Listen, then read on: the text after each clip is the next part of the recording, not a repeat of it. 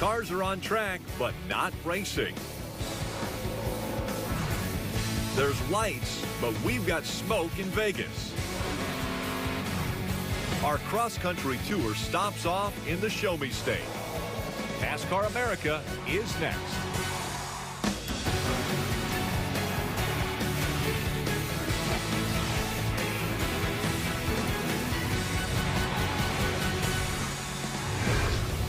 The wheels are spinning in Las Vegas today as testing is underway. We're there to get all of the reactions. Hello and welcome once again to NASCAR America. That's Kenny Schrader over there. This is Kyle Petty. I'm Rick Allen. For the next half hour, we're going to try to give you as much insight as we can about what's happening in Las Vegas. Let's start off with testing. Kenny, drivers hate testing. Crew chiefs, engineers, they don't mind it so much. Well, I think you're pretty much right there. I think the crew chiefs and the engineers really look forward to it. The drivers, not our favorite thing, but with new aero rules and the new front suspension rules and the spring rules package and everything, they have to get that information. Phoenix wasn't a fast enough track to get them prepared for this weekend at Vegas. Kyle, how important is it to test at a track the day before you start your race weekend there? I think it's huge, and I applaud NASCAR for letting these guys go in and test that extra day. A, it gives you an extra day of practice for the upcoming race. B, it gives you data. The data that you need for your simulation on a racetrack that you race on. It's not Nashville, it's not New Smyrna, it's not Lakeland, it's not those racetracks. It's actual data acquisition that they can run through their simulation and be better for the racing. Vital information that they will definitely use this weekend. Well, a guy about to make his 692nd Cup start is Jeff Burton, and he's driving for Michael Waltrip Racing this weekend. Let's find out what he has planned for this test. He's with Kelly Stavist. Well, as soon as the garage opened this morning, crews got right to work preparing for today's test. Among them, of course, the 66 car and our own Jeff Burton. Jeff, so much talk about all the changes made to this Gen 6 car for 2014. How is that going to affect the downforce and handling, especially on these mile-and-a-half tracks? Well, this is the first mile and a half. You know, last week was kind of a short track. This is more of an intermediate track. It's going to make a huge difference. A lot more spoiler. Should make a lot more downforce. And then the springs, we talked a lot about. The whole front spring package is completely different. This is the first time we have this much loading. So this is going to be a big race. It's going to mean a lot to these teams to figure out where they are in the grand scheme of things. Well, as great as it's been having you in the studio, I've got to imagine you're pretty anxious to get back behind the wheel of the car. Yeah, this is fun. This is what I grew up doing, and it's fun being part of a team and working towards something. And it's, this feels normal to me, but honestly, last week felt normal too, so I'm in a good place. I get to do two things I like. Well, with those changes here in Vegas, how do you expect the race to play out on Sunday? Well, that's a really good question, and I think one thing that's going to really help this race is that this track's turning into a multiple groove track. And I think the more downforce we have, the more we can take advantage of those multiple grooves. So I would anticipate a pretty good race. Typically, cautions at the end of the race creates an exciting race, and I suspect we'll have that. And again, I think the more downforce will help the quality of the race. You said you feel at home both places. Are you missing Rick and the guys back in the studio? Yeah, I'm missing the guys in the studio. Not Rick, but I'm missing everybody else. What does that mean, he's not missing me? All right, let's break down with a visual of Las Vegas Motor Speedway what Jeff was talking about. He mentioned downforce, multiple grooves. Let's take a look at the Las Vegas Motor Speedway. And he mentioned springs. Let's go down to 1 and 2. We know that 1 and 2 is a bumpy area of the racetrack. Jeff talks about this is the first time we're really going to load this spring package. I spoke with Matt Kenseth last night, who had won a race out there last year, as we know. And he talked about the bumps being so bad you had to move up the racetrack. But he believes that it'll be marginally better with this spring package. The simulation they've run, the things they've run, they believe they'll be able to work over the bumps. The guy who gets through those bumps and can stay on the bottom of the racetrack and doesn't have to move up is the guy that's going to be fast. Now, if they have to move up, we heard Jeff say, move around and find a different groove. The other thing that's untested that Matt spoke of is the aero package. This was our first big aero test. Yeah, and I think we're going to have the same issues down in turn 3 and 4 that we had before, even with this new rules package. Still, so much speed here, getting into turn 3, very critical. When you let up, you can way overdrive and just really mess yourself up. You need to carry your speed. Where you pick up your mile an hour is through the center of the turn. Plus, when you're getting on pit road, you still have that same issue. Right. You're slowing down in front of the guys that are still racing. So I know for sure, just like you do, that we don't really have a clue what's going to happen, but we'll know a lot more at the end of Sunday. True that. And getting onto pit road, they're going from over 180 miles an hour down to 45 miles an hour. We want to look at the particulars on Vegas. It's a 1.5-mile track that opened in 1996. 10 years later, it was reconfigured with progressive banking. The first NASCAR sanctioned race was held there on November 2nd, 1996. And oh, by the way, that race was won by our own Ken Schrader. Congrats, Kenny. Thank you, sir. All right, we want to dive back into this week's race. A lot of drivers talking about Vegas. Let's take a closer look at what some of them were saying. All right, I'm going to start with half the Vegas dynamic duo, Kyle Busch. Obviously a hometown boy, and he says here, Vegas means a little bit more pressure. I don't think this guy feels pressure. I've never seen him feel pressure, but obviously hometown, you want to do good. He finished 4th out there last year. He's got to win out there. Still pressure. If he does feel any pressure, he really hides it. Yes, he does. A lot of family and friends that will be watching. Yes, they will. There is more pressure at home, though. Yes, definitely. Another man that we all know pressure doesn't bother, and that's our 4-time champion, Jeff Gordon. That's true.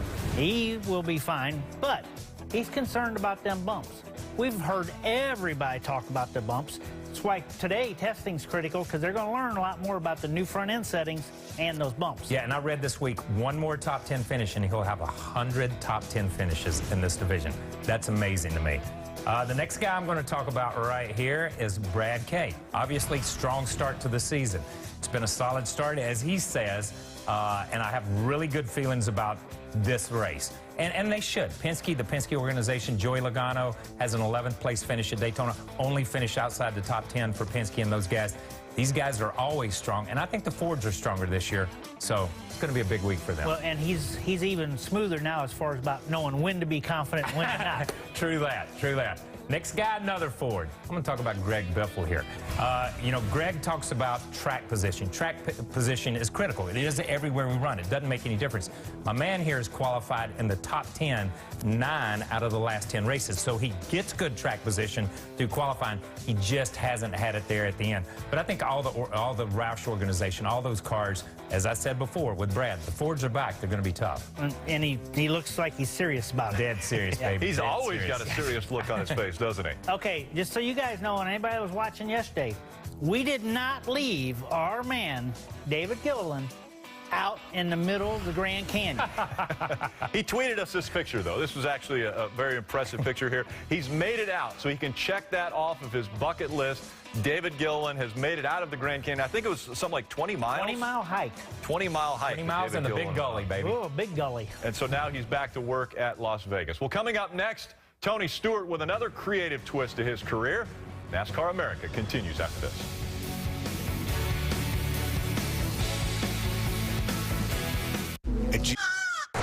This day in NASCAR in 1952, Marshall Teague and Herb Thomas drove their fabulous Hudson Hornets to a 1-2 finish at Jacksonville Speedway Park. In '88, Neil Bonnet wins Rockingham after starting 30th. This would be Bonnet's final Cup win. In 2011, Carl Edwards scored his only win of the season, taking the checkered flag at Las Vegas. Drivers nowadays have to almost be actors with all the products they're promoting. And I preface this next clip with almost have to be actors.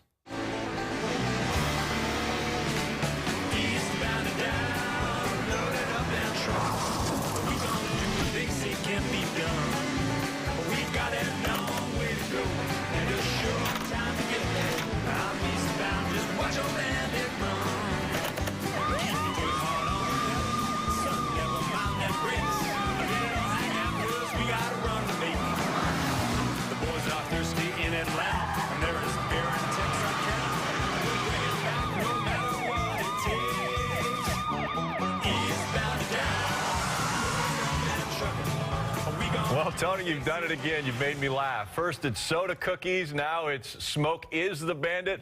I bet you can't wait to get back to the racetrack each week and actually do what you love to do. Well, yeah, but it's been a lot of fun with Mobile One. They've, you know, every year since we started, and you know, the first year, I think we did the seat swap with Lewis Hamilton. The second year, we got to drive a military tank. Last year, we got to learn how to do some drifting. And this year, put out the videos that we shot last year of Smoke is the Bandit. So we had a lot of fun, and some of our buddies from the media side at NASCAR helped out with it, and really made it a lot of fun. Tony, to get to the really important stuff right off the bat, when do you get to go dirt racing again? It's a good question. It's the good thing is with the way we felt at Phoenix and the way we felt at Daytona, I would say maybe a month to 2 months. So, you know, I know we got cars that are being built in Indianapolis finally, and, you know, I'm getting the itch. But, you know, I think we're wanting to see what happens through Vegas, Bristol, California, get through those 3 weeks and see how we're feeling at the end of them. And, you know, if we're still progressing at the rate that we are right now, I think we'll be back in a car, like I say, within a month to 2 months. Did it help the healing process to see your new driver, Kevin Harvick, in victory lane last week? Yeah, that was a great feeling. It's you know, it's hard when you have so many changes like we had over the off season, and you feel like the chemistry's there. It's just a matter of seeing how it produces on the racetrack. And for those guys to have a great run last week, and Kevin to win in a Jimmy John's car was awesome. So you know, now we just got to do the same thing and get Kurt and the Haas Automation Chevy, and us in the Mobile One Bass Pro Chevy, and you know, we get working on baby sister and get her running better. So you know, I think all four of us are pretty excited about the year this year, and we'll keep making things bigger and better. You bring it up, you mentioned baby sister. Is there any added pressure to help Danica achieve higher results just because of her popularity? I don't think so. I mean, it doesn't matter. You can't try harder. I mean, we're already doing everything we can to give her the best opportunity to have the best results each weekend. And, you know, it's just a process. She works as hard as anybody I've ever seen, and asks great questions. I mean, she's got the mindset to do it right, and she definitely has the drive and desire to do it. So it's just a matter of putting that one good day down and putting it together to where she can, you know, get that confidence and get that feel. Tony, I want you to look back just a little bit. So let's say you're already a Sprint Cup champion, and you've never run an IndyCar race. So you decide you want to do that because you had fun testing one day. Do you think Indy is the place that you need to go do it, and then actually do Indy and Charlotte in the same day? Well, I don't know that if I was just going to go IndyCar racing, I don't think that's what it would be. But to get the opportunity to go race the Indy 500, I don't know that that's one that I would be able to turn away. And especially with Michael Andretti, I think you know, for Kurt to be able to go there with Michael. Michael knows the driver's side. He understands obviously the cars, and if anybody can help get Kurt up to speed and current on what's going on with the driving side of it, it's going to be Michael. And you know, I think we've been through that experience twice of running both races. That you know, I think he's the right guy. I mean, I think he's a guy that can go up there and really put a legitimate effort in. I'm excited for him. I'm excited that he's getting this opportunity. I know what it meant to me to have it, and you know, when you're a stock car driver, it's hard to get that opportunity to go race an Indy car, and let alone to race the Indy 500. So you know, I'm behind him 100%. I'm excited for him. Thanks, Tony. All right, guys. Thank you. If Tony Stewart wins Sunday at Las Vegas, he will extend his streak of seasons with a Sprint Cup win to 16. That would tie Rusty Wallace and Ricky Rudd for the third longest streak in series history. Now, Tony Stewart mentioned Kevin Harvick's win last weekend in Phoenix. Here's what Dale Jr. had to say about his crew chief, Rodney Childers. I think that people perceive him as maybe you know, the next Chad Knaus, or just he's got a lot of respect from his peers because people really realize his potential and his talent, and he's got a great opportunity to showcase that. I think that the Phoenix race is just a sign of more to come. When we went to test at Charlotte, his car was by far superior to everyone else there, and I was like, man, everybody better watch out. Everybody better wake up, because this is going to be a strong team. So they're going to be tough, and you know, deservingly so. I think Rodney's got, you know, he's already had some good success. But this is a great opportunity for him to really showcase his talent. I think he's got a ton of it. So pretty high praise coming from the most popular driver in all of NASCAR, Rodney Childers. Where would you rank him early in his career as far as crew chiefs? Well, he's obviously done very good already, and it was probably a tough decision. I think you had some comments with him about that, for him to decide to make that change. But, man, it sounded like Junior was, you know, kind of campaigning for a crew chief is this foreshadowing? Year, Junior going to need a crew chief next year? Junior's going to need a crew chief. It sounded like a Hendrick scouting report on a competitive team, didn't it? Yes, it did. Now, Junior said that he wasn't going to have anything to do with selecting the next crew chief, but is there campaigning going on maybe here? Well, you know what? I think Rick has always been a great observer and a great spotter of talent in other people's teams, not only internally, and they do a lot of promotion internally, but I think from other people's teams. And I think this is Junior saying, hey, let's flag this guy. I don't care. Now, they may never come back to Rodney Childers. And remember, Stewart-Haas Racing and Hendrick Motorsports are just like this. So it's tough to poach from a customer and tough to poach from some guy you're making money off of, like Rick is off Tony. But at the same time, they flagged him. The team notes go both ways, from Hendrick to Stewart-Haas, and they also go back. So he's already helping the cause. Yes, he is. Pretty high praise. Coming up, we continue to span across the United States, and today we make a stop in the Show Me State, a proud home to many legendary names in NASCAR.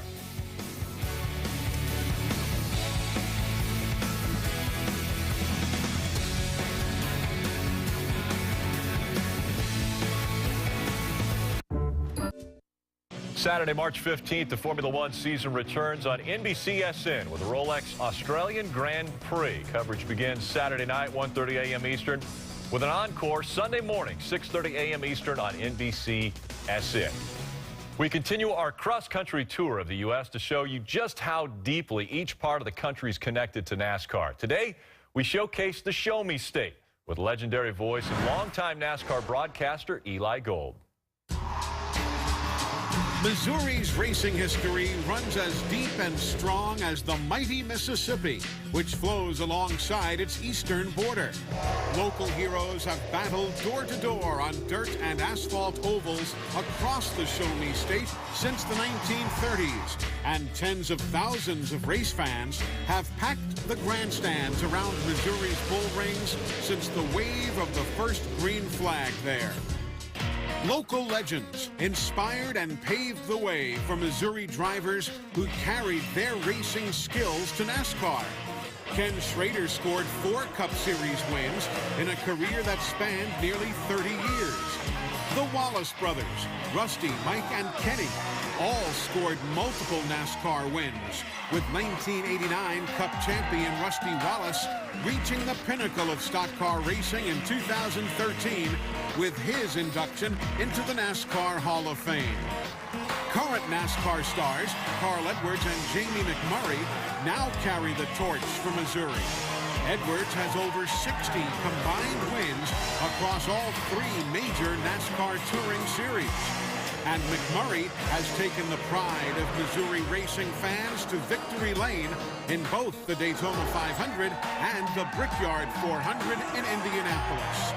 The Show Me State, where multiple generations of fathers, sons, and daughters continue to show that racing on Missouri's short tracks is still as good as it gets. So, of course, we've got Schraders and Wallaces and Edwards and McMurrays. You've raced, obviously, most of your life, if not all your life, in the state of Missouri. Are there young kids that you've seen that you've raced against, maybe the next generation coming out of Missouri? There's young kids that we've raced against coming out of everywhere. Yes. Right. You know, it's just a matter of if they get the opportunity or not to showcase their talents. But the one name they didn't have on there that's won more NASCAR championships than anybody just got nominated to the NASCAR Hall of Fame, and that'd be Springfield's Larry Phillips. He was our leader. Yeah.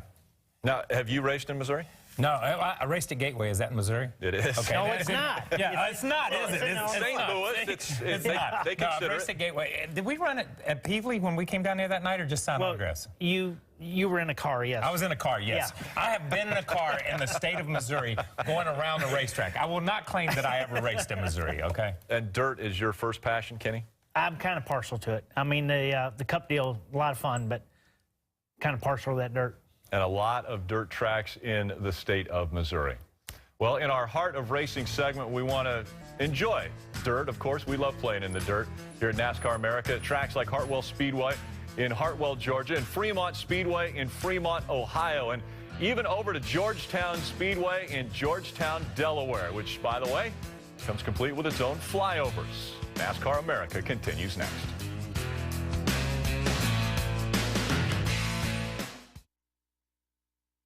And then on Pro Football Talk, about in the hour. And it's time now for a very special Top 5 Moments featuring our very own Kyle Petty. Number 5, one of Kyle's biggest wins came in 1987, the 600 at Charlotte. Ironic to see a Petty win in the number 21. Yeah, that was a big day. Driving for the Wood brothers was a big deal for us.